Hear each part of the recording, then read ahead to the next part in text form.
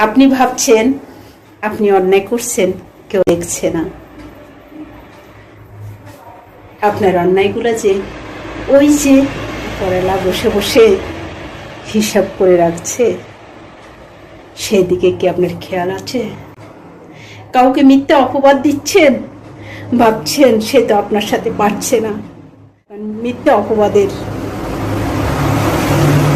কখনো প্রতিবাদ করবে না, আর প্রতিবাদ করার ক্ষমতাও নাই। আরে ওই যদি প্রতিবাদ না করতে পারে, আরেকজন তো প্রতিবাদ করবে, সেটা একটু মাথায় রাখবেন।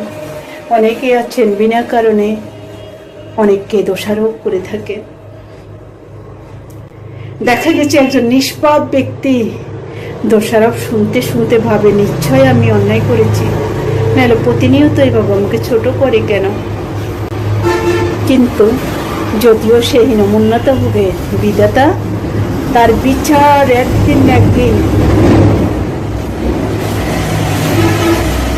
সে প্রতিদান আপনাকে দিয়ে দিবে। আপনি চিন্তাও করতে পারেন কোনখান থেকে যে সেই প্রতিদান আপনি পেয়েছেন, সেটা কখনো চিন্তা করতে পারবেন না।